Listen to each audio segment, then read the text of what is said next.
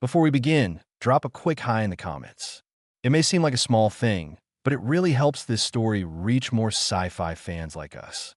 And I always like seeing who is watching point 7 days. That was all it took. Humanity did not lose the war in a final battle.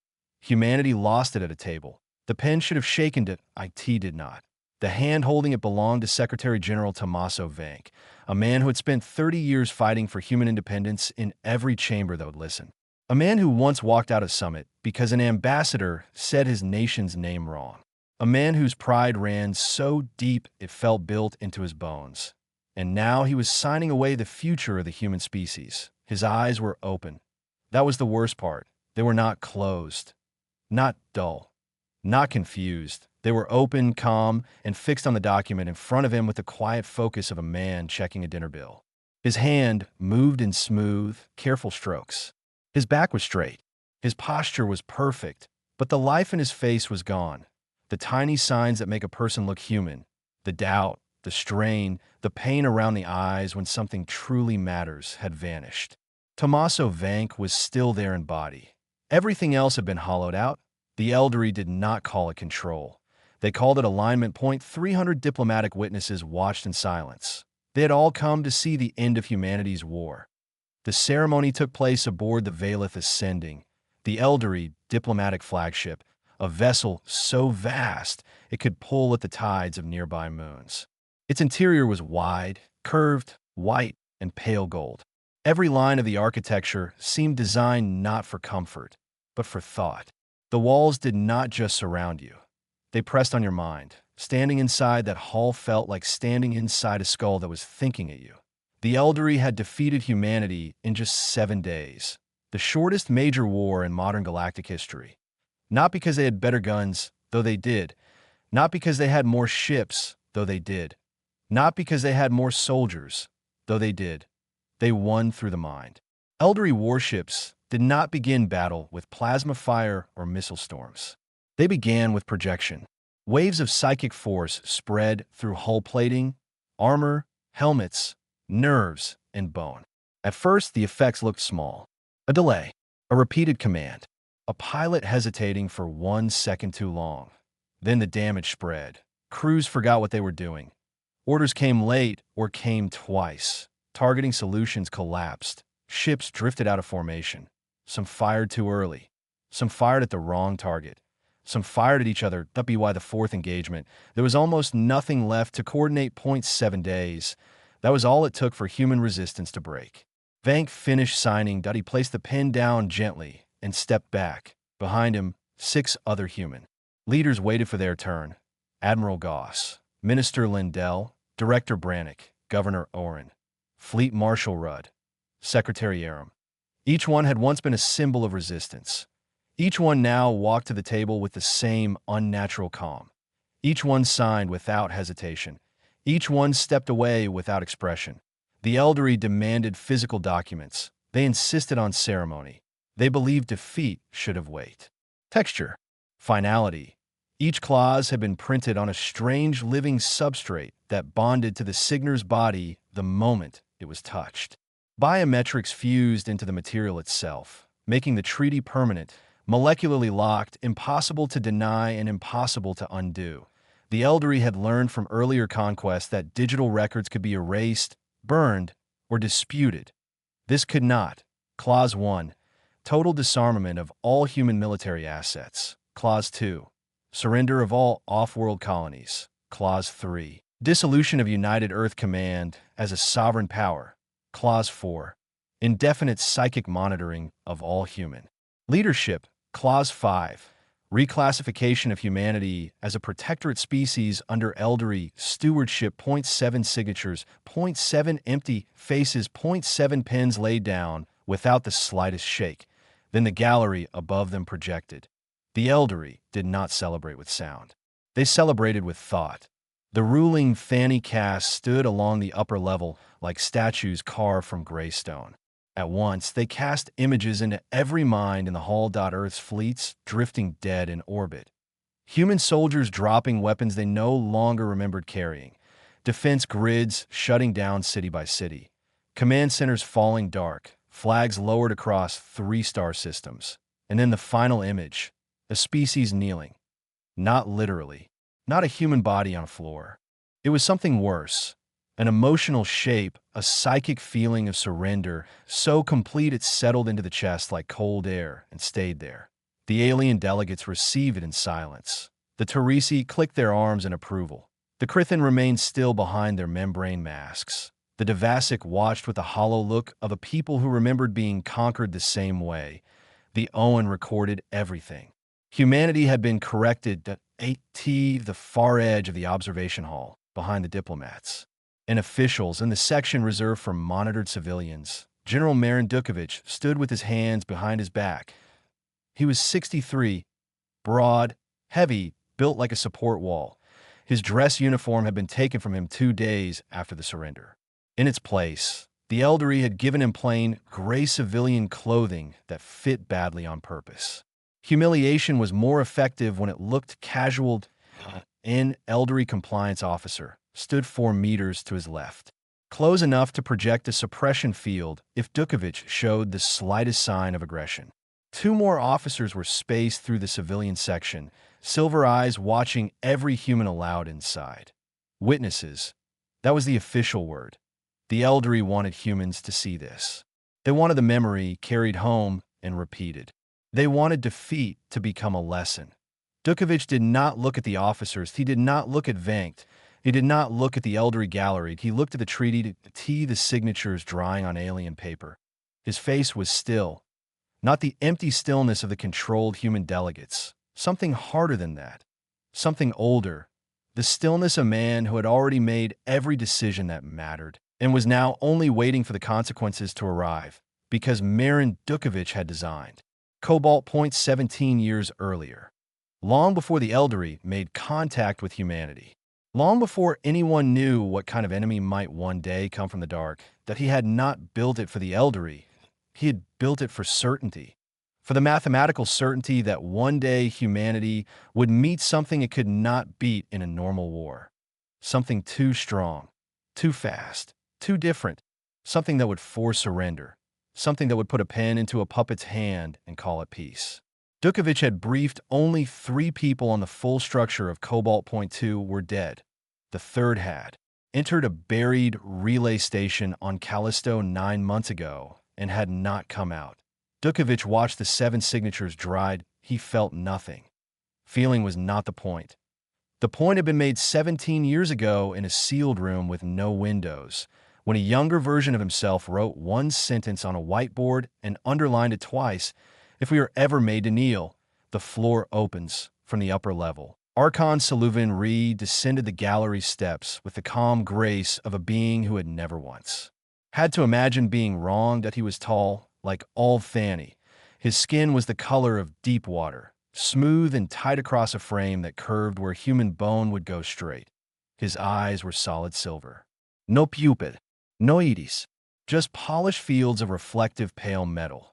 Layered ceremonial wraps fell from his shoulders in white and gray, each layer marking rank and caste in a social system most species did not fully understand. Humanity had never been invited to learn. Saluvin stopped at the center of the hall. The human delegates stood in a line behind the signing table, motionless, waiting to be dismissed. Saluvin did not look at them, that he projected a galaxy in motion. Thousands of civilizations turning inside a spiral of stars. Among them, a small bright point. Earth, dimming, cooling, settling in a place like a stone sinking into still water. The message was beautiful and absolute. The disruption is over. The gala began immediately. For the Eldery, victory and celebration were part of the same act. There was no pause between conquest and culture. The signing table was removed in silence. Panels in the walls rotated open to reveal living art. Bioluminescent structures that pulsed in time with shared emotional fields. Atmosphere compounds were released for the comfort of the different species present. Soft lights spread through the chamber. Saluvin moved among the guests like a host moving through a room he personally designed. The Krithin, he projected stability. Trade lane secured. Borders settled the Teresi, he projected opportunity. New markets.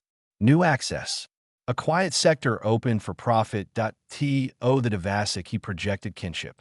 One corrected species observing the correction of another. The Devasic gave him nothing back. They never did. 400 years under Elderly stewardship had taught them that silence was often the only safe answer. Then the Elderly unveiled their final display. They projected the war itself, all 7 days of it, compressed into a psychic performance that flowed through the minds of every being in the chamber like a waking dream. Human fleets breaking apart, command structures failing, officers forgetting orders mid-sentence, lines collapsing without fully understanding why. And at the center of the display, again and again, the same image, human leaders at a table, signing. Sullivan let that image linger. The crowd absorbed it the way one absorbs the last movement of a symphony, finished, complete. Beautiful. He passed the human section and slowed, not because he meant to acknowledge them, but because he wanted them to feel what it meant to be beneath notice. Dukovich stood exactly where he had stood before, hands behind his back, face like stone. 4 meters away, the compliance officer maintained a low suppression field. It pressed lightly against Dukovich's thoughts, like a hand on the shoulder saying, "Do not think too loudly." Dukovich did not think loudly. He thought in a way the Elderly had never learned to hear. The thought pattern of a man who had finished preparing years ago, 0.11 light minutes away, buried under 600 meters of ice on Callisto's northern hemisphere. Commander Evo Halta sat in a chair no military contractor officially knew existed. The room was small, 0.3 meters by 4. Concrete walls. Signal-absorbing mesh. No windows. One sealed blast door. A dark console in the far wall. A cot. A water recycler. Nutrient packs stacked in a crate below the bed. The air was cold and tasted faintly of metal. Halta was 41. Lean, still, controlled in the way only long practice can create. He had been in that room for 9 months. Not hoping. Not fearing. Waiting the way a circuit waits for current. Then the console came to life. A single line of green text appeared on the black screen. Treaty ratification detected. Public broadcast confirmation. Halta leaned forward. More text followed. Cross-referencing. Disarmament clause. Cross-referencing territorial concession. Cross-referencing coercion markers. The system was not receiving a private signal.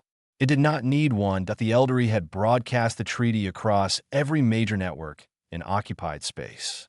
A demonstration of power. A lesson. Cobalt had seen it. The console continued. Biometric irregularities detected in signatories. Neural suppression patterns consistent with external psychic influence. 0.7 of 7 signatories display identical motor signatures. Probability of voluntary compliance. 0. Halta read every line without changing expression. The system had pulled biometric data directly from the broadcast. Hand pressure, posture, muscle motion, pupil response. 0.7 humans moving with identical physical patterns in O group of living people does anything identically. Cobalt classified it correctly. Coerced surrender confirmed. Disarmament clause active. Territorial concession confirmed. Authorization required. Standing Order 77. Halta entered 6 characters. His fingers did not hesitate. There was nothing left to decide. The decision had been made years before he was sent here. Before the Elderly arrived. Before anyone knew what kind of enemy would one day force humanity down. The screen changed. Standing order confirmed. Activation immediate, and no further input required. Halta stood. He looked at the console for 3 seconds. Not with grief, not with fear, not with doubt. Just the way a man checks that a door is locked before walking away. Then he left, the blast door sealed behind him. Magnetic locks engaged. The room would remain shut until someone cut through hundreds of meters of ice to reach IT.by. Then it would not matter. Beneath the ice, through hardened relays hidden across the moons of Jupiter, through dead satellites reused as repeaters, through ghost channels buried inside civilian shipping vans, the command moved outward. IT did not move like a message. IT moved like a pulse, touching each hidden node for a fraction of a second, delivering one encrypted confirmation. Then moving on to IT reached objects in high orbit over Ardennes. Objects elderly surveyors had classified as harmless debris after the conquest. Twisted wreckage, burned fuel casings, broken fragments left over from a defeated war, mass readings that had looked slightly wrong. Noted, dismissed, N.O. psychic signature, N.O. intention, N.O. mind. IT reached sealed containers on the surface of 3 occupied worlds, labeled agricultural equipment, stored, ignored. They had no thoughts. They had targeting packages that IT reached buried caches on dead moons, dormant satellites in decaying orbit, relay stations hidden in abandoned structures, communication nodes that lived in the quiet gaps between monitored frequencies. Every one of them received the same instruction. Every one of them answered, and every one of them began to move. Back aboard the Valeth ascending, the gala continued. Saluvan projected one final image to the assembled guests. Earth at peace, humanity contained. The galaxy, in order to held the image for a long, satisfied moment. 300 minds accepted it. Then something changed, not in the room, not in the projection. Behind IT. In the psychic background. In the subtle field that Fanny sensed the way humans sense distant sound or shifting air pressure that a pattern moved. Saluvan paused. His silver eyes narrowed by the smallest fraction. He reached outward with his mind, scanning the local psychic field. Nothing. N.O. anger. N.O. fear. N.O. hostile thought. The humans in a room were blank, suppressed, compliant. The alien delegates were calm. The compliance officers reported nothing unusual. Still, something had shifted. Saluvan extended his awareness farther, beyond the walls of the flagship, beyond the escort ring, into the orbital dark around the vessel. Nothing that, N.O. mind, N.O. intention, N.O. hostility. He dismissed it. Background noise, interference. Residual psychic echo from too many minds gathered in one place. He resumed his projection. Across the hall, Dukovich had not moved. His hands were still behind his back. His face was still made of stone. The compliance officer watching him detected nothing. But beneath the suppression field, beneath the weight of occupation, beneath the gray clothes meant to reduce him, Marin Dukovich allowed himself one thought. The floor was opening. The gala was 14 minutes old when the first warship died. What would later haunt Saluvan Ree was not the violence that IT was the silence before it. He was standing near the center of the observation hall, projecting a vision of galactic stability to the Teresi delegation. When the floor shifted under his feet, IT was small that so small most species in the room did not notice it at first. But a flagship like the Valeth Ascending was not supposed to move like that. Not unless it wanted to. Saluvan paused. The Teresi clicked their upper arms in mild confusion. Nearby, a Krithan ambassador was studying a piece of living art that pulsed in response to psychic presence. A Devasic observer stood motionless by a white column, his expression as empty as polished stone. The floor shifted again. This time, Saluvan reached outward.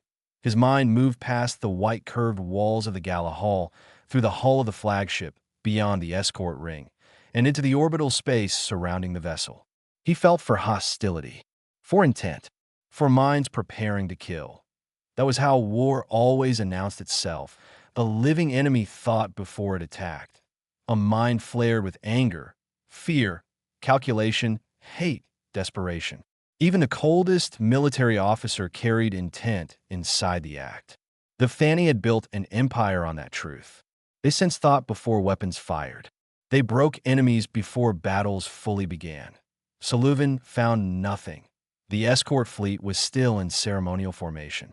12 warships arranged in a pattern elegant enough for a diplomatic event, but dense enough to act as a defensive shell. Their crews were calm. Their commanders were calm. Their systems showed no alarm. Everything looked perfect. Then the cruiser Dranathi vanished. There was no warning blast. No rising glow of energy charging. No scream through the psychic field. No emotional flash from a pilot deciding to strike. The ship simply ceased to be whole. The weapon had already been inside the defensive perimeter. That was the truth of it. The objects had been there all along, cataloged as wreckage and harmless debris. They drifted among the ruins of the Short War, close enough to seem familiar, still enough to become part of the background. Elderly sensors had seen them, measured them, named them, and dismissed them. Broken metal, spent fuel shells, battle remains. Not a threat. When they moved, the system noticed. It reclassified them. It triggered threat protocols. But by then, the distance was already gone. .3 tungsten rods, each as long as a rail car, and moving at a fraction of light speed, struck the Dranathi in less than a heartbeat. The first tore through the shield array. The shields had been built to absorb energy and bend psychic interference. They were never designed to stop solid mass already inside the zone they were meant to defend. The rod passed through the shield like a pin through smoke. The second struck the reactor housing. The third hit the command deck. The cruiser folded inward. Not exploded. Folded. The ship broke into 3 burning pieces that spun away from each other in slow, silent arcs, venting fire, air, metal, and bodies into the dark. 4 seconds later, 2 more ships died. The Valor lost its forward spine in a flash of white metal and atmosphere. The Osran split from end to end, its twin reactors breaking at the same instant and sending a bloom of light so intense it burned temporary shadows into the external sensors of the flagship. 3 warships, 0.9 rods, 0.11 seconds. The floor beneath the gala shuddered hard enough to throw several guests sideways. This time, everyone noticed. The living art in the walls dimmed, then flickered, then failed. The soft light of celebration shifted into emergency white. A tray of atmosphere compounds overturned near the western side of the chamber. The Teresi delegation stumbled over itself. The Owen observers dropped from their overhead positions as their grav harnesses glitched under sudden ship movement. The gala broke shape, not in a panic yet, but into confusion. Saluvan stood perfectly still in the center of it all. His silver eyes were wide. Not with fear, with disbelief. He was among the most powerful psychics in the sector. He had felt wars begin across entire systems. He had sensed betrayal in treaty rooms, mutiny on distant cruisers, assassination attempts hidden inside diplomatic processions. He had felt nothing in O attack mind, in O hostile, in O1 deciding to kill, that he reached outward again, harder this time, pushing his awareness across the orbital battlefield, through the drifting wreckage, through the minds of the survivors spinning in vacuum. He found panic. He found shock. He found pain. He found officers trying and failing to understand what had hit them. What he did not find was an attacker. There was no mind behind the strike. And without a mind, the Eldery had nothing to seize. Emergency projections flooded the hall, not sound, not sirens, images, hull damage. Escort pattern broken. 3 capital ships destroyed. Point of origin unknown. Around the room, the Fanny officers reacted on instinct. Their thoughts linked together, weaving the first lines of a detection web. It was standard doctrine. Cast a psychic net. Find the attacking will. Collapse it before the next strike. The net spread through the flagship and into orbit. IT found nothing. Then the 4th volley came. This time, the target was not the escort fleet. IT was the Valith ascending itself. Not the gala hall. Not the decorative outer structure. The load-bearing struts deep beneath the diplomatic decks. The great skeletal supports that joined the upper body of the ship to its central drive core. Whoever aimed the rods had not chosen random points. They had chosen places that would bend the ship instead of simply shattering it. The first rod hit off-center. The second struck in opposing angle. The damage did not destroy the flagship. IT twisted it. The entire ship gave a deep, sickening groan. Structural lines shifted. Pressure seals failed across multiple decks. Internal alignment slipped.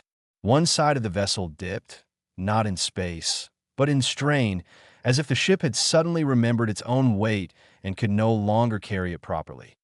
The floor of the hall split at a thin line open from the observation windows to the rear gallery. Only a few centimeters wide at first, but long, straight, and impossible to ignore. Air began to whistle through it. Emergency membranes snapped into place over nearby, stress points, translucent and fast, sealing what they could. But the damage was already done. The flagship was no longer a stable platform. IT was becoming wreckage in stages.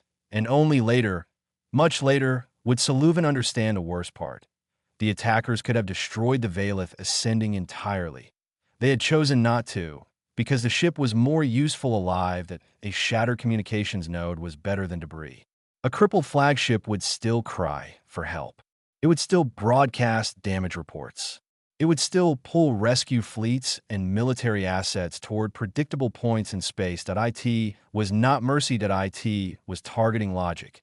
The delegates finally broke. The Teresi ran first, their hard feet clattering across the cracked floor toward the evacuation corridors. The Owen blasted through an observation panel, using emergency propulsion, choosing vacuum over the collapsing uncertainty of an alien ship. The Krithins sealed themselves inside environmental shells so quickly some of the locking seams split under pressure. The Devastic did not move. They remained seated. That a species ruled for centuries learns when movement is useless. The moment the first impact struck, General Marin Dukovich dropped low. Not panic. Training. Knees first. Hands down. Center of gravity low. The compliance officer beside him was thrown sideways when the hull line opened, his suppression field flickering out as he hit a column. Dukovich did not look at him.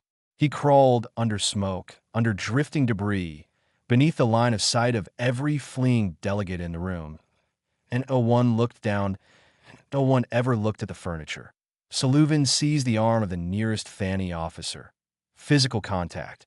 Among his kind, it was almost sacred in urgency that he pushed an image directly into the officer's mind. Dead cruisers, strange impact angles. The empty space where an attacker should have been.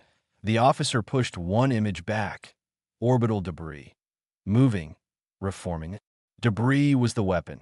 Saluvan processed that in less than 2 seconds. By the third second, the truth reached him in full. The debris had not arrived with the attack. That IT had been waiting, quiet, patient, already in place before the treaty was signed. Maybe before the war was even over. He turned toward the command evacuation corridor. The gala was over.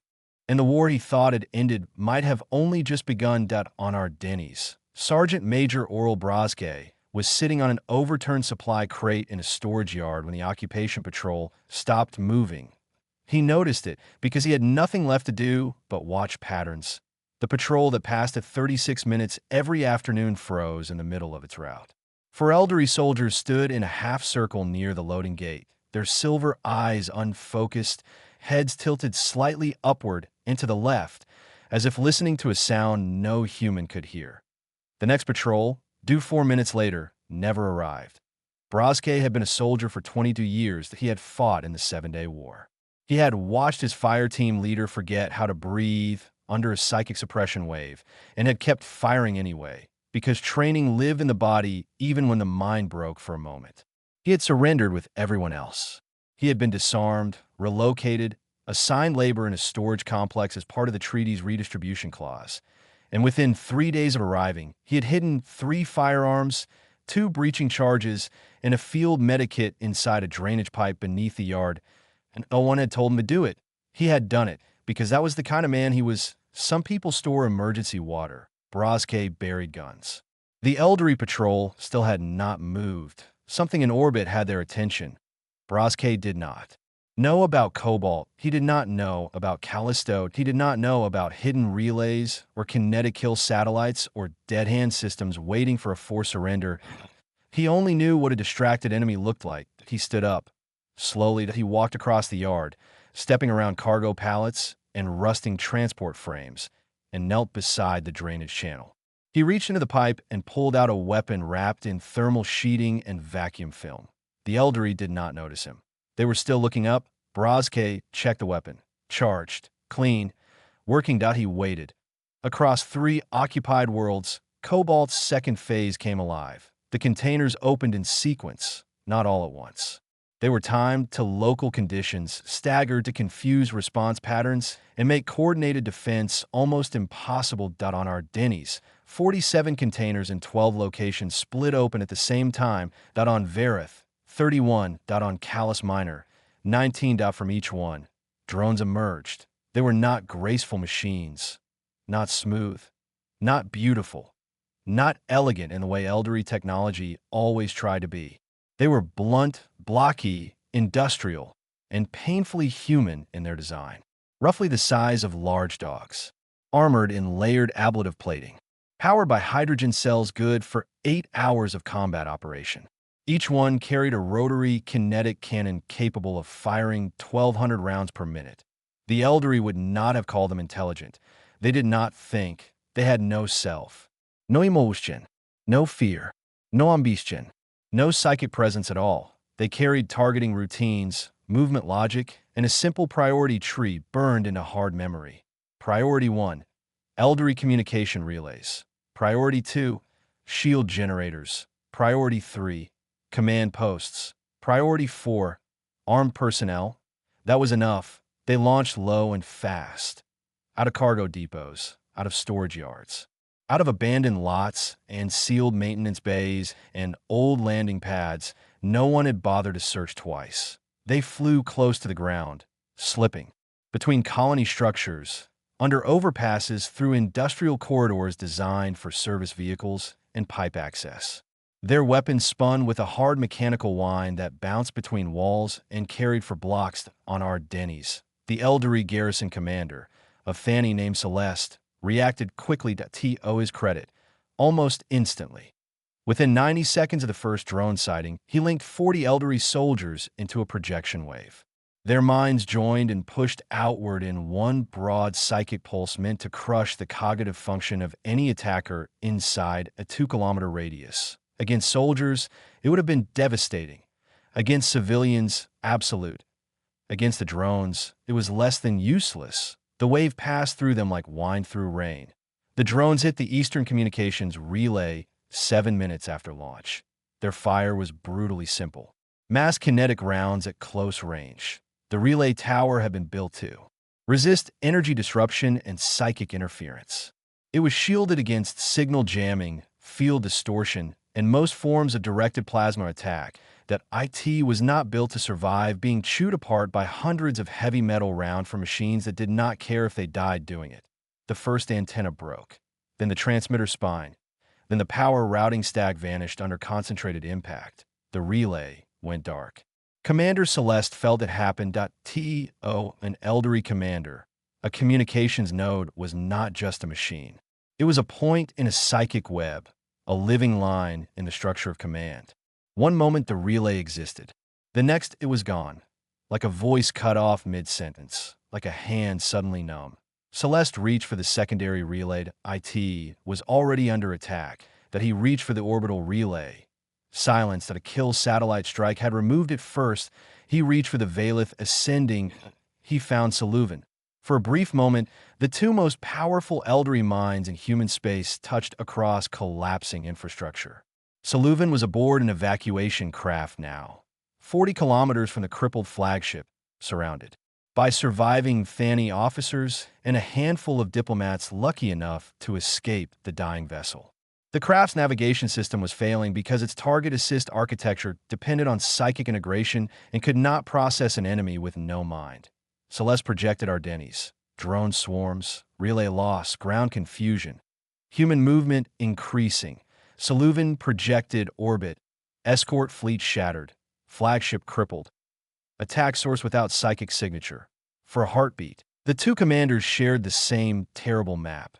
Their fleets, their garrisons, their communication lines, their doctrine, and then watch it all come apart in real time, node by node, link by link, system by system. Not because a stronger psychic enemy had broken through, because mindless things were eating the web from the outside. Saluvan pushed a question back to Celeste, not in words in image. Humans. Where are the humans? Because if this was their attack, where were the attackers? Celeste sent what his ground forces were reporting. The drones had no visible operators in remote links, in control signals, in command traffic. They launched from hidden positions and followed preloaded routines. But that was not the worst part. The worst part was this. Humans on our Denny's were moving. Not all of them. Not in formation. Not with obvious coordination. But enough, across the colony, individual humans were leaving. Assigned work zones, slipping out of housing blocks, heading toward old military angles, infrastructure access routes, storage sites, power junctions, rooftops, choke points. They were not using signals and network traffic, and radio calls, and visible central command. They were simply moving as if each one had separately understood the same moment. The drones were one weapon. The humans were becoming something else. Saluvan received that image and held it in silence. For the first time since the first strike, something colder than confusion entered him. Understanding. Not full understanding. Not yet, but the outline of it. The attack was layered. Timed. Built in advance. It had started the exact moment the treaty became binding. Not minutes later, not after a delay, not after some panicked human decision.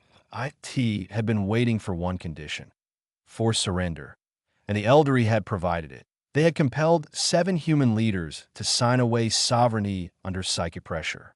They had done it publicly, proudly, ceremonially. And somewhere in the dark, some buried system had been listening for only one answer. Was the surrender forced? The answer had been yes. Now the sky was falling. Saluvan sat in the damaged evacuation craft, and for the first time in his long and flawless career, felt what it meant to make a mistake so large that no amount of projection could undo it. On our Denny's. Brazke heard the drones before he saw them. A mechanical scream. Metallic and fast. A swarm rushed over the storage yard wall. Low enough to throw dust and grit across the ground as they passed. They did not slow. They did not turn toward him. They moved with total focus toward the eastern plateau, where the nearest relay tower stood. A moment later, gunfire rolled across the district. Not plasma, not Eldery energy bursts, human kinetic fire. Short, sharp, ugly. Brazke smiled for the first time in days. Not because things were good, because things were possible. The 4 Eldery soldiers near the loading gate snapped out of their upward trance and turned at last, trying to orient on multiple threats at once. Their psychic field spread in a reflexive surge, pressing outward, searching for hostile intent. Brazke stepped behind a transport frame and raised his weapon. The first shot hit one soldier in the side of the neck. The second took another through the chest. The remaining 2 turned toward him too late, silver eyes brightening as they tried to project. The pressure hit him like cold water shoved into his skull. His vision blurred. His balance shifted. For a moment, his thoughts felt thick, slow, wrapped in wool. Then a drone swarm crossed the district behind them, and one of the soldiers turned toward that greater threat. Brazke fired again, point 1 dropped. The other staggered back. Brazke closed the distance and shot him at near point-blank range. The patrol was dead in less than 8 seconds. He took their sidearms. He did not know who else was moving, but he did not know whether there was a plan. He only knew the occupation had cracked open. And cracks were enough. Across our Denny's, other veterans were reaching the same conclusion. Men and women who had buried weapons, memorized routes, hidden tools, kept quiet, waited without knowing what they were. Waiting for. They emerged from workshops, housing blocks, maintenance tunnels, vehicle garages, clinic basements. Not summoned. Released. The Eldery had broken the structure holding them down. Now instinct rushed into the space. Commander Celeste felt it spreading through the colony like heat through metal. His soldiers were trained for psychic war. Their doctrine assumed awareness, anticipation, suppression. Break enemy cohesion before physical contact. Rule the mental field and the body follows. But there was no mental field to rule. The drones had none. The humans were not broadcasting intent in the ways Eldery warfare expected. They were fragmented, scattered, emotional, local, messy, which meant they were hard to predict, hard to map, hard to stop all at once. And every second the relays stayed dark made it worse, because the Eldery were not just losing units. They were losing the thing their entire civilization treated as natural law. Shared awareness. Saluvan, still in orbit, replayed the exchange with Celeste and saw the shape of disaster widening. The escort fleet had died to weapons hidden in plain sight. Ground relays were being erased by mindless machines. Human populations that should have been passive under treaty occupation were becoming active without obvious command structure. This was not rebellion. It was architecture. Something had built layers beneath the surface of surrender, and now those layers were unfolding one after another with machine certainty.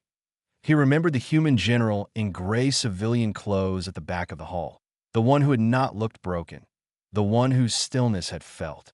Different. A detail then, not a detail anymore. Around the evacuation craft, the surviving Thani officers maintained direct links as long as they could, burning through their concentration to keep pieces of the command net alive. Reports came in broken fragments. Varith losing shield coverage. Callus Minor partially dark. Relay losses increasing. Drones inside urban sectors. Human movement widening. Every report carried the same impossible center in mines behind the attack. Sullivan looked through the craft viewport toward the wreck of the Valeth ascending. The great ship was still there, bent and venting, a wounded monument drifting above the world where he had meant to celebrate history. He had projected peace. He had projected correction. He had projected finality. And somewhere below, beneath all that confidence, humanity had built a door into collapse and wired it to surrender. Now that door stood open. The Eldry Command Center on Ardennes had once been a school. Before the occupation, it had been a technical academy. 3 floors of reinforced colonial concrete, built to survive the deep ground tremors that rolled through Ardennes every few months. The humans had built it to last. That was exactly why the Eldry had chosen it. Strong walls, good height, clear views over the district, easy access to roads and relay lines. They had stripped out the classrooms, replaced the interior with command stations and projection platforms, and stationed 40 soldiers inside. The school's old name was still carved above the front entrance in block letters. The Eldry had never removed it. They could not read it, and they did not care. Brazke hit the east entrance with 6 NO briefing, NO command net, NO battle plan. Just 6 veterans in gray civilian clothes, moving through smoke and confusion, finding each other in the chaos. The way water finds the lowest crack in stone, they had 3 proper human firearms between them. .2 rifles. Brass sidearm. The rest carried stolen Eldry weapons. Long crystal-bodied rifles made for hands shaped differently than human hands. Their grip angles were wrong. Their balance felt wrong. And the firing systems were built to respond to psychic intent. Humans had no psychic intent to give that SO. The weapons had been broken open and rewired by hand. Copper strips, battery contacts, tape, improvised trigger bypasses, ugly, functional. Brazke went through the door first. The hallway inside was dim. Eldry lighting responded to psychic presence, brightening when one of their own approached. The system sensed Brask's mind and failed to understand it. Lights along the corridor flickered uncertainly, as if the building itself was confused about whether he belonged there. .2 Eldry soldiers stood halfway down the hall. They were facing each other, hands raised slightly, eyes closed, trying to build a local psychic link through the collapsing network. Their attention was so deeply fixed on the effort that they did not hear the door open. Brazke shot the first one in the chest. The body folded inward in a way human bodies never did, curved bones bending strangely as the silver eyes flattened in shock. The second soldier opened his eyes and projected instantly. The force hit Brazke like freezing water poured straight into his skull. His vision blurred. His right hand went weak, a command pressed into his mind. Not spoken, not seen, but felt. Stop. Not. A word. A sensation. The psychic equivalent of a heavy hand against his chest. His legs slowed, his grip loosened. Then a man behind him. Torin, a veteran Brazke had known for less than an hour, fired one of the stolen Eldry rifles over Brass' shoulder. The bolt took the projecting soldier in the throat. The pressure vanished at once. Like a radio losing power. Brass' vision cleared. His hand came back. He stepped over the body and kept moving. Paused. Speech. Second floor. .4 Eldry were inside what had once been the relay control room. Circular projection amplifiers lined the walls, crystal structures designed to push psychic signals farther and more cleanly across the colony. 3 of them were already dark, knocked offline when outside relays went down. The fourth still glowed faintly, and the soldiers around it were trying to force a signal to orbit before the whole system collapsed. Brask's team entered from two doors at nearly the same time. Not because they had planned it, because two of the veterans had found another stairwell and reached the far entry at the exact moment Braske reached the first. Instinct and architecture, the fight lasted 11 seconds. Elderly soldiers were not weak. They were taller than humans, faster in short bursts, and their curved bone structure was stronger than it looked. At close range, a trained Elderly could fire a focused psychic strike powerful enough to lock muscles, blur memory, or in rare cases stop a heart. They were dangerous, but they were built for a different kind of war. They were built for battles where minds were targets, where fear could be read, where intention could be crushed, where the enemy's next move could be sensed before it happened. They were not built for this. An elderly soldier on the far side of the room projected a paralysis pulse at one of the veterans entering through the second door. The man's left side locked immediately. He hit the frame hard, half his body dead weight, but his right hand still worked, and that was enough that he raised the stolen weapon and fired from the hip. The shot missed the soldier. IT hit the relay amplifier instead. The platform burst in a storm of crystal fragments and white energy. Two elderly nearest the blast were shredded before they could even turn. Braske shot the third. Torin dropped the fourth. The relay room went dark. The last clean link between the Ardennes garrison and orbit was gone. Braske leaned against the wall for 1 second that a crystal shard had sliced open his left forearm from elbow to wrist. Blood ran down into his hand and dripped from his fingers. He looked at it. He looked at Torrent. He looked at the room, the dead soldiers, the broken relay equipment, the old classroom ceiling above them. Then he tore a strip of thermal wrap from inside his jacket, bound the wound with his teeth, tightened it hard, and moved for the stairs. Third floor. There was always a third floor. Above Ardennes. Aboard the damaged evacuation craft, Saluvan was losing the war in real time. The craft drifted 47 kilometers from the broken hull of the Valith, ascending. The great flagship still lived, if a ship that wounded could still be called alive. It had not been destroyed. The strikes that hit it had been too precise for that. It hung in orbit, bent and dark, venting air from multiple decks. Its psychic amplification system shattered. IT looked like a cathedral with all its windows broken. Still grand, still beautiful, but empty of the thing that had once made it powerful. Saluvan stood in the center of the small command bay, while 7 surviving Thani officers formed a direct psychic chain around him. They were maintaining links without relay architecture, mind to mind, across distances their bodies were never meant to bridge alone. Every message cost them. Every report scraped something from their concentration. The updates arrived in fragments, not full battle reports, images, feelings, bursts of tactical meaning wrapped in stress. Ardennes, relays gone, garrison splintering, drones deep inside urban sectors, humans moving across districts. Varith, worse. The drones there had hit the shield generator first. Without the planetary shield, the hidden Killsat network in orbit had begun striking ground targets. Kinetic rods were dropping onto military sites with the same blind precision that had ripped apart the escort fleet. One elderly commander on Varith sent a final image before his link collapsed. A crater, still glowing. That had been his command center. Callus Minor. Almost nothing. No projection. No signal. No answer. The world had gone dark, so completely Saluvan could not tell whether the forces there were dead, trapped, cut off, or simply beyond reach. Saluvan processed each report with practiced calm, that he had been trained for catastrophe. That was part of Thani command discipline. No trembling voice. No widening panique. No visible collapse. A commander absorbed disaster the way a wall absorbs wind. But discipline only lives on the surface. Beneath it, something colder was taking shape inside him. Not fear.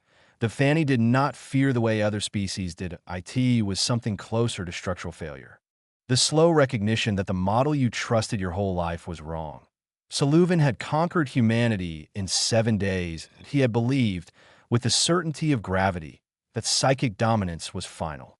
that a species without meaningful psychic capability could always be controlled, that disarmament, occupation, and mental suppression were enough to make resistance impossible.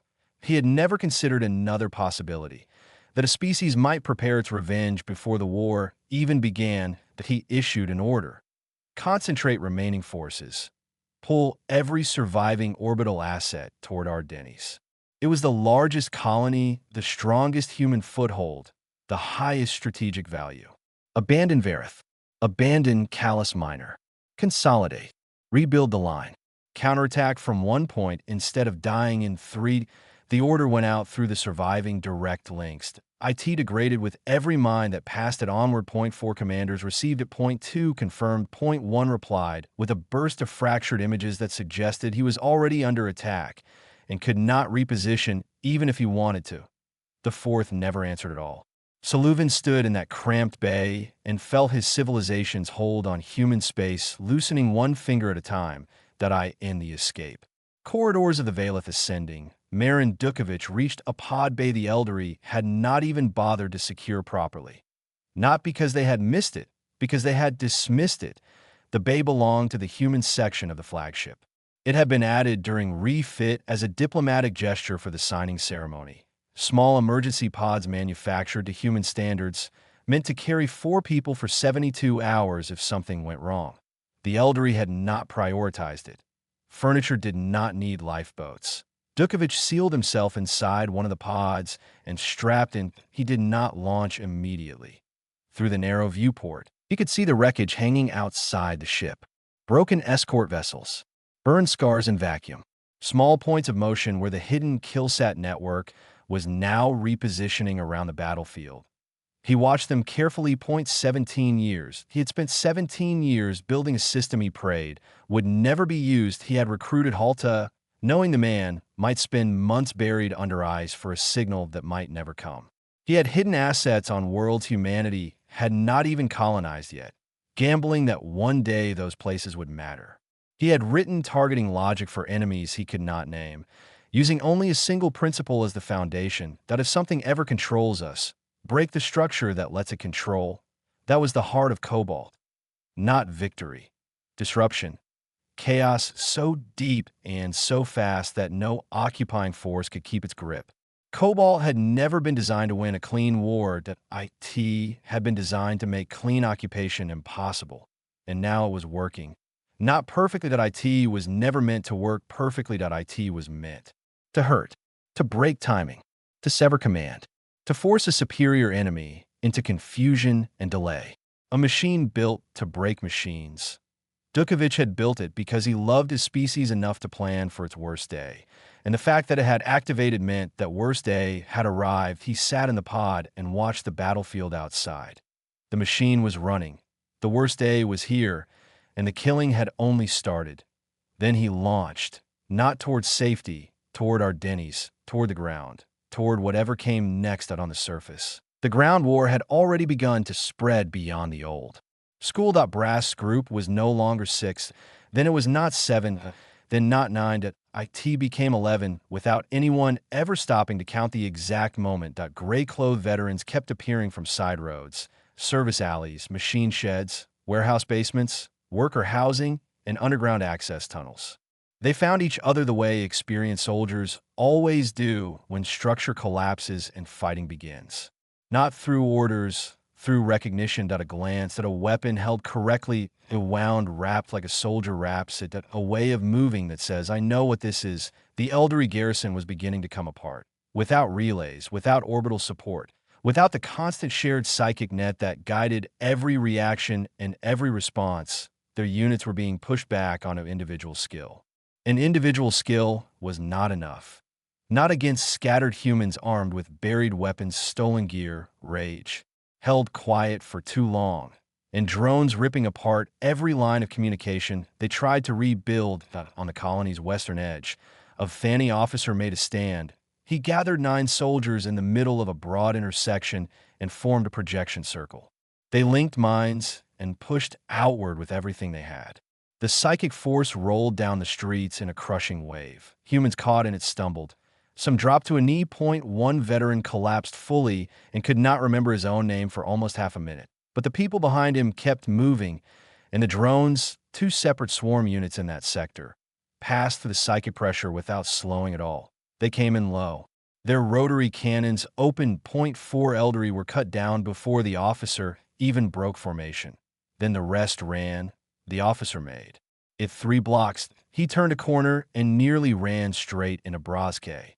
For a fraction of a second, they both stopped. One was tall, silver-eyed, draped in the remains of command armor, psychic pressure still spilling off him in raw fear and force. The other was a human sergeant major with blood drying on his arm and a weapon he had dug out of a drainage pipe. The elderly officer projected one last burst straight into Brask's mind, as so strong it made blood run from his nose. That IT was not an order this time, not paralysis, not fear. That IT was a question. That a real one. Why? Not tactical, not strategic, existential. Why are you still fighting? We ended this. That we won. You signed. Brazke could not project a reply. He had no psychic gift, no way to send back thought or image or meaning. So he answered in the only language left. He raised the weapon and fired. The officer fell. Brazke stepped over the body and kept moving. By the time the last working communication node on our Denny's went dark, human hands, if they could even be called a force yet, controlled 6 of the colony's 9 districts. There was no formal command, no central briefing. No flag. Just veterans with old instincts, hidden supplies, and the sudden realization that the occupation could bleed. The elderly had pulled back to the administrative center. IT was a fortified complex in the middle of the colony, surrounded by walls built more to project power than to survive a real siege. Clean angles, elevated towers, psychic relay pylons at each corner. Too much confidence in how intimidating it looked. Above it, drones circled. Below it, humans gathered. The walls held for 2 hours. Then they did not. In orbit, Saluvan received Celeste's final projection from AR Dennis. That IT was not elegant, not layered, not polished the way fanny communication usually was. Just a single clear image, the treaty, the document itself. The 7 signatures bonded into alien substrate, and beneath it, like a shadow lying under the page, everything that followed. The kill, SATs, the drones, the uprisings, the collapse. Celeste was showing him cause and effect, the document. Then the consequence. Beneath the image was one emotional tone, recognition. Then Celeste's signal vanished, dead or cut off. Saluvan could not tell. The command bay went quiet. The other Fanny officers had pushed themselves too far, maintaining direct contact. Several were slumped against the walls now, silver eyes dim, minds burned to the edge. The evacuation craft drifted over a battlefield that had, only hours earlier, been the site of Saluvan's greatest triumph. He replayed Celeste's final image, the treaty, the shadow beneath it, and then the full truth arrived. Not partly, not as theory, not as suspicion, completely. Humanity had not improvised this after surrender. Humanity had not panicked and built resistance under occupation. The weapons had already been waiting. The logic had already been written. The network had already existed before. The elderly arrived, before first contact, before the 7-day war. Humanity had looked into the future and seen the shape of this exact moment. Not the names, not the faces, not the species, just the certainty that one day something stronger would arrive. Something impossible to beat head-on. Something that would force surrender because there would be no other choice. And when that surrender came, humanity had decided it would not be the end that IT would be the trigger. The elderly had not ended the war. They had activated the system built to begin the real one. For the first time in his life, Saluvan felt the weight of a mistake so deep it seemed to settle into him like ice filling a vessel. Every assumption he had ever made about humans began to change shape at once. They were not primitive. They were prepared. They were not weak because they lacked psychic power. They were dangerous because they knew they lacked it. They had planned for control. They had planned for defeat. They had planned for the day someone would make them kneel. He had stood in the gala hall and projected a pacified Earth, a corrected species, A solved problem. He had looked at the humans as if they were already history. All the while, beneath the silence, beneath the obedience, beneath the blank faces and gray civilian clothes, the floor had been waiting to open, and now it had. In orbit above Ardennes, the battle was no longer a battle in the old sense that IT was a system finishing what it had been built to do. Stukovich's escape pod burned through the upper atmosphere, as Brazke and the surviving veterans secured the last major district, as the drone swarms completed their final attack runs against Eldari relays, towers, depots, and command structures. As the surviving Thani officers sat half-conscious inside a drifting evacuation craft, surrounded by the wreckage of everything they had assumed would last forever, the Killsat constellation finished repositioning point one by one. The hidden weapons adjusted their orbits, not dramatically, not with the loud confidence of a fleet making a statement, quietly, precisely, like tools being lifted and placed into the next correct position. They aligned with a new set of targets, and they did not stop to admire what they had already done. That was the thing Saluvin understood now with terrible clarity. This system had no pride in need to celebrate, desire to punish for emotional reasons. That IT was not angry. That IT was not triumphant. That IT was not even vengeful in the way living things understand vengeance. That IT was simply moving to the next step. Because surrender had never meant obedience. That IT had only meant that a condition had been met. That was the shape of the horror. The Eldari had believed surrender was the final line in the equation. For humanity, surrender was the switch that turned the hidden machine on. Saluvin stood in the command bay of the evacuation craft and looked through the viewport at the battlefield below. The Valith ascending drifted in darkness, bent and broken, still enormous, still beautiful in the way ruined monuments can remain beautiful long after they have lost their purpose. Fires flickered across sections of the hull. Gas vented from torn compartments in thin, bright streams.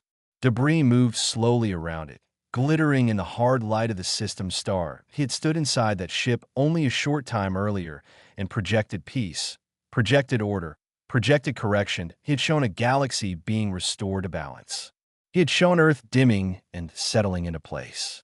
He had believed that once the treaty was signed, humanity would become manageable, containable, quiet.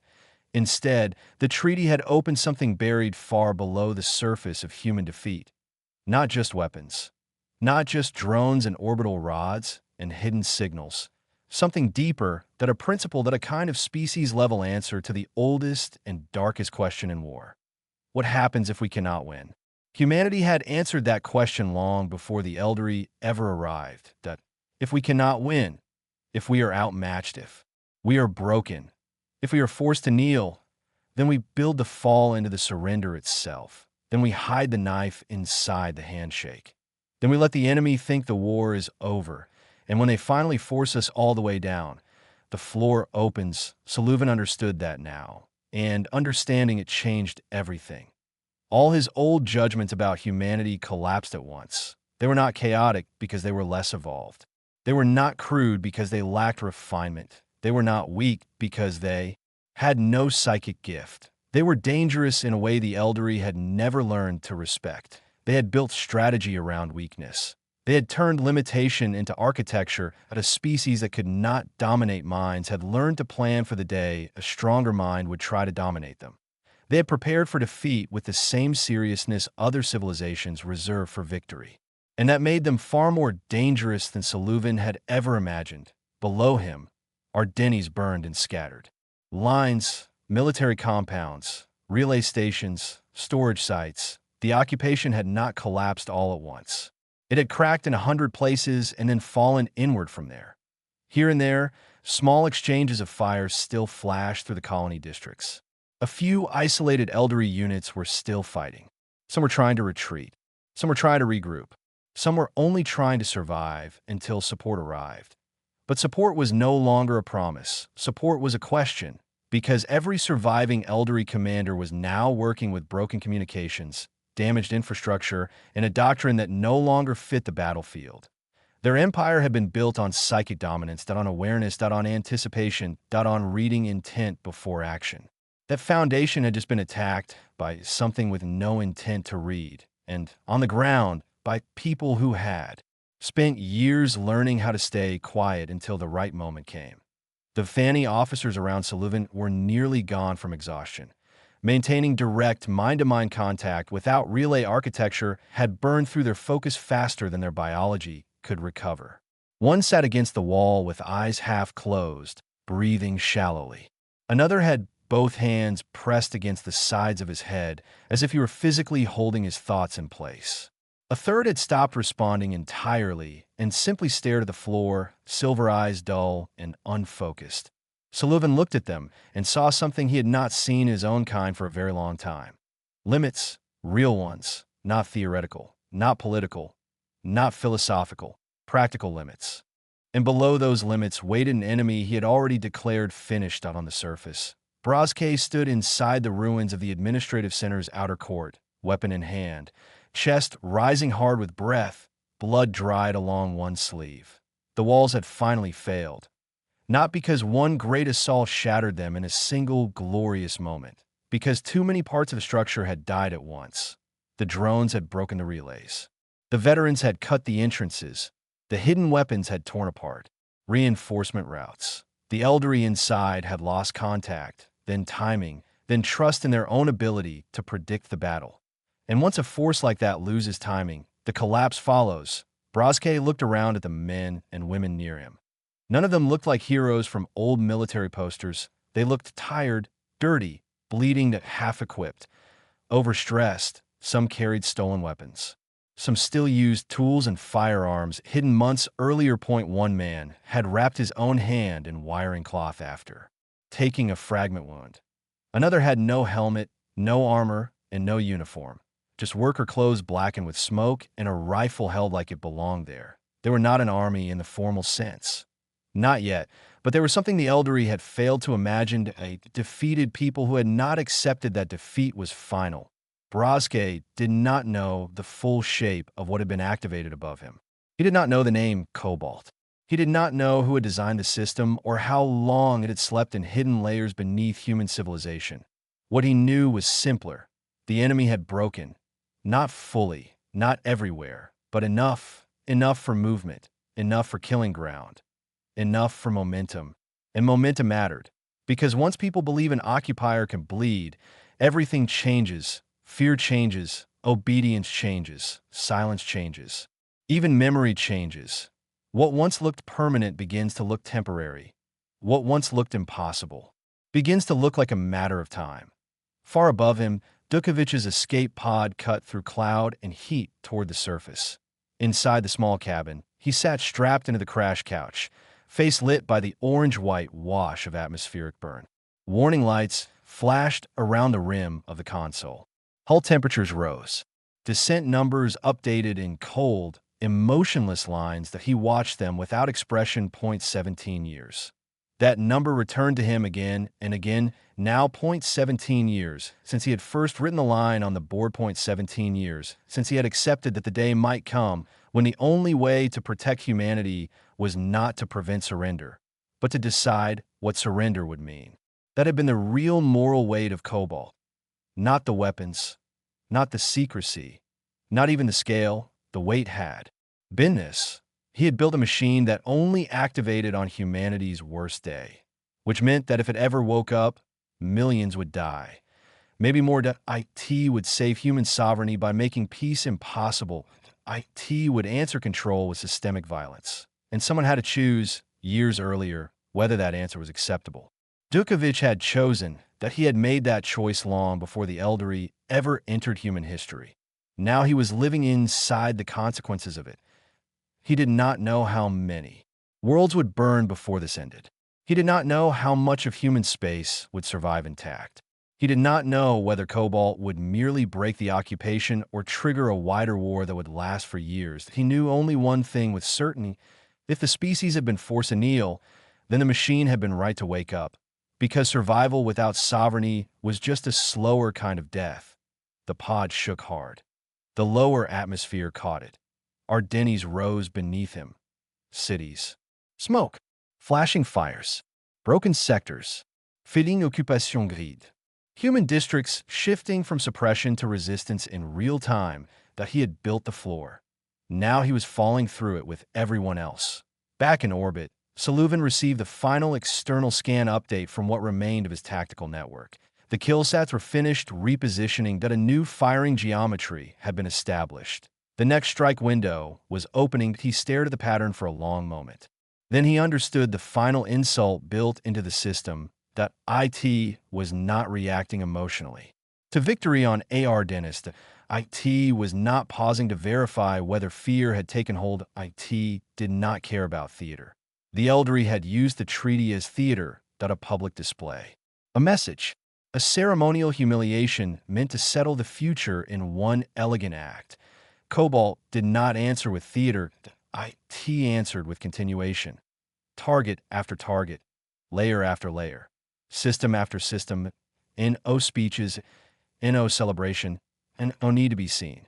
Because a machine built for the worst day does not need to feel satisfaction when it is proven necessary, that IT only continues. Saluvan rested one hand against the cold surface beside the viewport.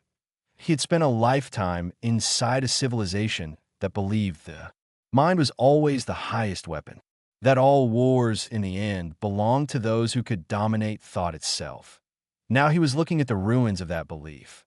Not because the Eldery had met a stronger psychic species, because they had met one that planned around not being psychic at all, a species that understood something the Eldery had missed.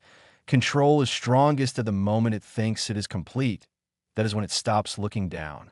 That is when it mistakes silence for acceptance. That is when it signs the treaty, hosts the gala, projects peace, and fails to notice that the ground beneath the ceremony is built over charges laid years before. He closed his eyes for one brief second. Not in prayer, not in grief, in recognition. Humanity had not won. Not yet, but humanity had survived the moment that should have ended it. And worse for the Eldery, humanity had prepared for that moment so well that the act of conquest itself had become the trigger for collapse. Below, above, and across three worlds, the machine continued to unfold.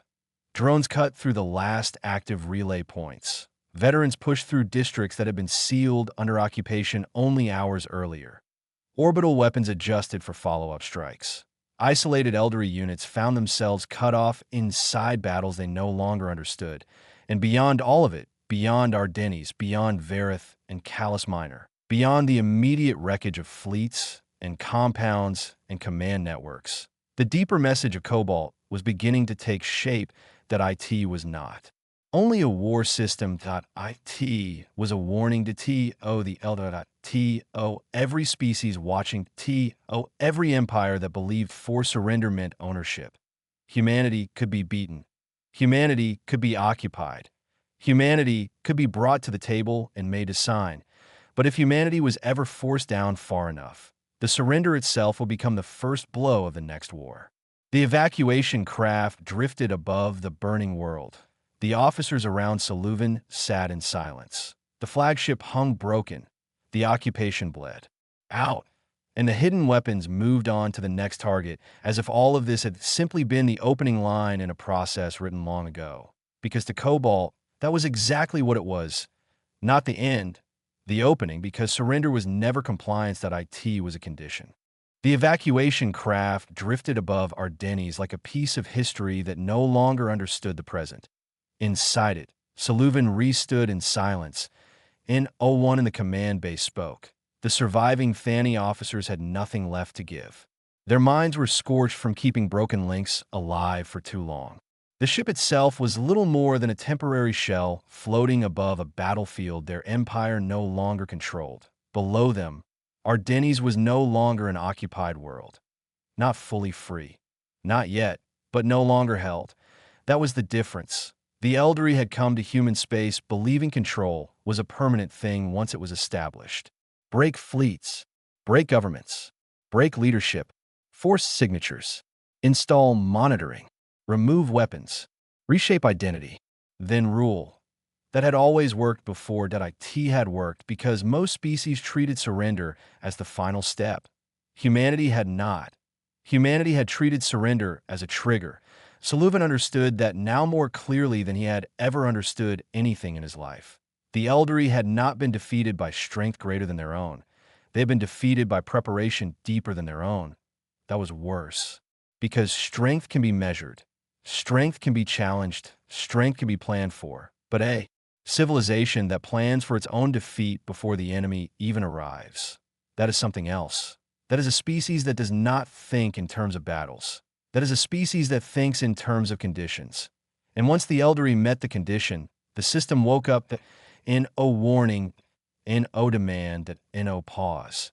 Just consequence. Below, in the shattered administrative district, Brazke stood on the roof of a relay tower that no longer worked and looked out over the city. The fighting had not fully ended, IT had. Changed shape, there were still isolated gunshots. Still flashes from side streets. Still small clusters of Eldari soldiers trying to hold buildings they no longer had any reason to hold. But the occupation grid was broken. The patrol structure was broken. The command chain was broken. And perhaps worst of all for the Eldari, the image of them was broken. That mattered more than most conquerors ever admit. Power is not only weapons at IT, is the belief that the weapons will always win. IT is routine, predictability, the feeling that resistance is pointless before it even begins. That was what had truly ruled our Denny's, not just psychic pressure. Certainty, and now certainty was gone. Humans were coming out into the open, not because the danger had passed, because the shape of fear had changed. Workers stepped out of buildings where they had spent days pretending not to watch the occupation. Old soldiers emerged from maintenance tunnels and warehouse pits with hidden rifles and sealed medkits. Some came carrying tools instead of weapons. Some came with stolen armor plates. Some just came to look.to witness it.to see with their own eyes that the Eldari could be hit. That Eldari structures could burn. That Eldari soldiers could retreat. That Eldari walls could fall. Once a conquered people see that, the occupation is never the same again.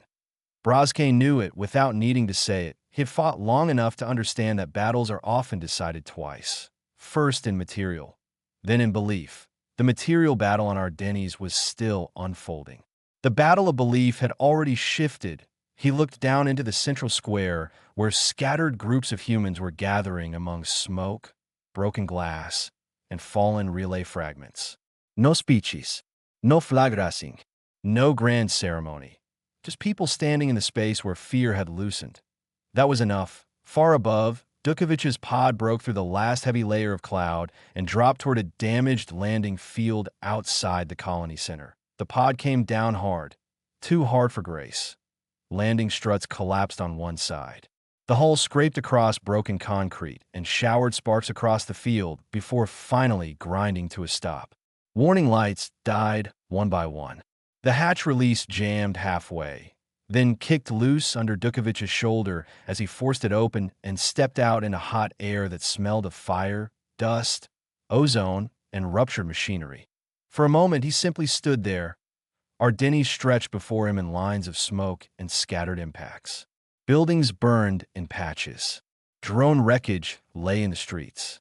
Human voices carried faintly across the damaged district, sharp and uneven. Not the ordered sound of a standing army, but the sound of a people re-entering a space that had been closed to them. This was not victory, and he knew that better than anyone. Cobalt had not been built to deliver neat victories.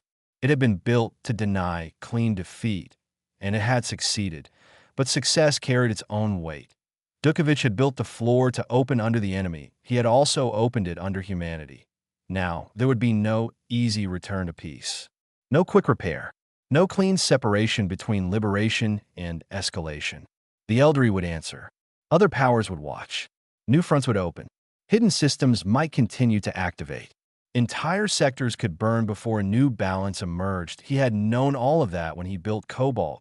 He had accepted it anyway. Because there are moments in history when every available answer is terrible, and the only meaningful choice is which terrible thing your species can survive that he had chosen. And now millions were living inside that choice. Dukovic started walking toward the colony. Not as a hero. Not as a man expecting celebration, as the architect of a system that had done exactly what it was designed to do, he would have to face what came next. As with everyone else in orbit, Sullivan received one final tactical overview from the remains of the network. It was incomplete, fragmented, broken around the edges by signal loss and exhausted minds. Still, the pattern was unmistakable. Ardennes, occupation collapse accelerating. Verith, strategic assets compromised, planetary defense structure degraded. Callus Minor, contact minimal, likely catastrophic system failure. Orbital lanes, hidden strike geometry expanding. Command architecture, unstable across all fronts. Sullivan looked at the summary and saw not just a battlefield report, but an accusation. Every line of it pointed back to the treaty, back to the table, back to the signatures. That was where the Eldery thought the war had ended. That was where it had truly begun. He remembered the gala hall, the pale gold walls, the living art, the delegates watching with carefully controlled expressions. The image he had projected of a quiet earth settling into order like a stone sinking into still water. He remembered how certain he had been. That certainty now felt ancient. Embarrassing, he had mistaken silence for surrender. He had mistaken control for permanence. He had mistaken a species' visible weakness for the limits of its strategic imagination.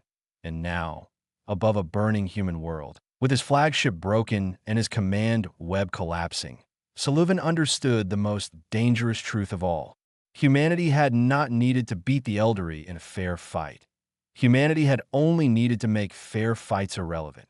That was what Cobalt had done. IT had looked at the basic strengths of the Eldery, psychic dominance, command cohesion, predictive control, and had asked a simple question: what happens if all of those strengths are attached to systems that still need infrastructure, still need timing, still need communication, still need confidence?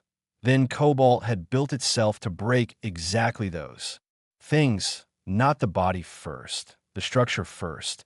And when structure breaks, bodies follow. Sullivan moved closer to the viewport. Below him, fires traced lines across the colony like cracks spreading through ice. The image settled into his mind with terrible calm. This was not just a military reversal. It was a lesson delivered to the Eldery, a lesson delivered to every species that had watched the treaty signing and accepted its meaning. Humanity could be forced to the table. Humanity could be disarmed. Humanity could be occupied. Humanity could even be made to sign. But if that signing came through coercion, if the surrender was forced deeply enough, publicly enough, completely enough, then the surrender itself became the weapon. For the first time, Sullivan felt something close to humility. Not admiration, not mercy, something harsher. Respect earned too late. He finally understood why the human general in gray clothes had looked the way he did at the back of the hall. Not broken, not numb, resolved. Because he had not been watching the end of his species, he had been waiting for the condition to be met. That realization settled over Sullivan like cold metal. The Eldery had not simply conquered a younger civilization. They had triggered a civilization that had already asked itself the darkest possible question. What must survive, even if peace does not? Humanity had answered. The choice must survive. Sovereignty must survive. The ability to refuse must survive. And if all of that could only be protected by making surrender catastrophic, then catastrophe had been prepared in advance. On the surface, Brazke reached the center of the square and stopped as more humans gathered around the broken remains of the former occupation. HUB and O1 told them to stand there. They just did. Some were veterans, some were laborers, some were technicians, some were people who had never fired a weapon at all. They looked at the wreckage around them. The dead drones, the dead, the cracked tower, the smoke rising above the city. And in that shared silence, something changed. Not because the war was over, because it was clearly not, but because the deepest part of conquest had failed, the part that says, you are finished, you do not decide anything now. The future belongs to someone else. That lie had broken. And once it breaks, occupation stops being history and becomes a problem. Above them, the Killsat network finished its next alignment. Somewhere in orbit, hidden systems moved to the next target. Somewhere beneath ice and stone and sealed concrete, old relays continued to wake. Somewhere across other worlds, scattered humans were seeing the same thing Brazke was seeing now. The enemy could be made to bleed. The machine was still moving. Cobalt was still unfolding. It did not care about applause. It did not care about revenge in the emotional sense. It only cared that the condition had been met and that the response must continue until the occupying structure was too broken to hold. That was the true terror of it. And, for humanity, the true comfort. Because a species that builds something like Cobalt is saying one thing to the universe with absolute clarity. You may conquer us, but you will never safely own us. The evacuation craft drifted, the flagship burned, the colony breathed. The hidden system moved on, and across the wreckage of what should have been the cleanest victory in Eldery history, one truth remained. Surrender was never the end, IT was the trigger. Hey there, space human. I'd really like to know what you thought about this story. Drop a quick comment and let me know what was on your mind, or just say hi. I always love hearing from you. Also, check the pinned comment. It is worth a look. And one last thing, there's another video waiting for you right here where you can jump into the full playlist. See you there.